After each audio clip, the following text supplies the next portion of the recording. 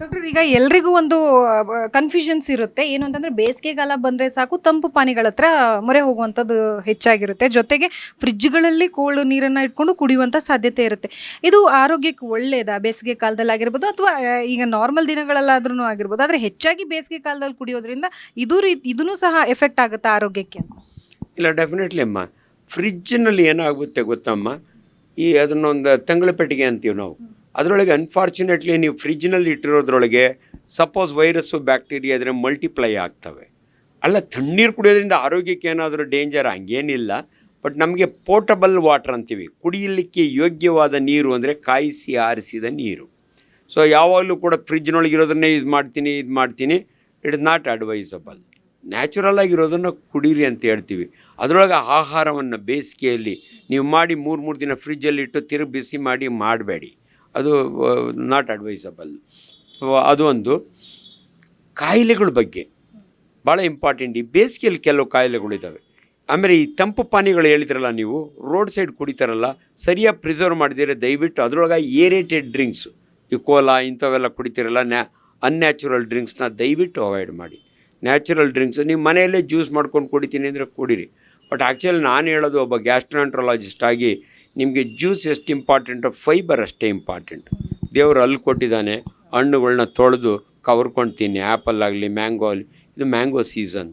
ಮಾವಿನ ಹಣ್ಣನ್ನು ಜ್ಯೂಸ್ ಕುಡಿಯೋದ್ರ ಬದಲು ಹಣ್ಣೇ ತಿನ್ನಿ. ಆ ಫೈಬರ್ ಇರುತ್ತಲ್ಲ, ಅದು ನಿಮ್ಮ ಮೋಷನ್ಗೆ ಭಾಳ ಒಳ್ಳೆಯದು.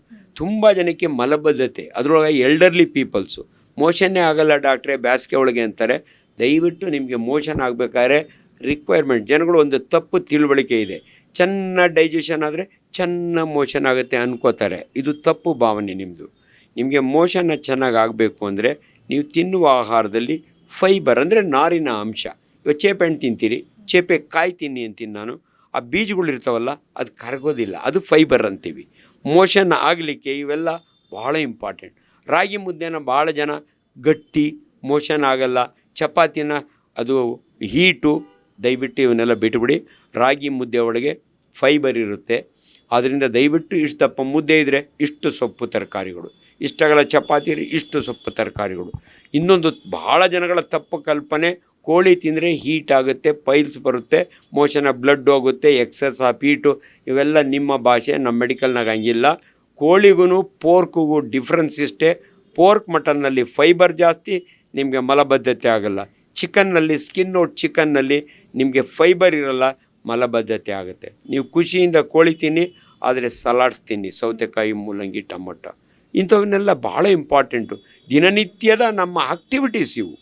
ಸ್ವಲ್ಪ ನಾನೊಬ್ಬ ವೈದ್ಯನಾಗಿ, ನಾನೊಬ್ಬ ಕ್ವಾಲಿಫೈಡ್ ಡಾಕ್ಟ್ರಾಗಿ, ಪಾಪ ನೀವೆಷ್ಟು ಚೆನ್ನಾಗಿ ಜನರಿಗೋಸ್ಕರವಾಗಿ ನೀವು ಈ ಕಾರ್ಯಕ್ರಮ ಮಾಡ್ತಾಯಿದ್ದೀರಿ. ಅದು ಕರೆಕ್ಟ್ ಸೈಂಟಿಫಿಕ್ ಇನ್ಫಾರ್ಮೇಷನ್. ಹಣ್ಣುಗಳು ತಿನ್ನಬೇಕಾ? ಚುಕ್ಕೆ ಬಾಳೆಹಣ್ಣು ತಿನ್ನಬೇಡಿ, ದ್ವಾರ ಇರೋ ಹಣ್ಣು ತಿನ್ನಿ. ಅಂದರೆ ಏಲಕ್ಕಿ ಬಾಳೆಹಣ್ಣು, ಪಚ್ಚ ಬಾಳೆಹಣ್ಣು, ಇವರಾಗೆಲ್ಲ ಫೈಬರ್ ಇರುತ್ತೆ.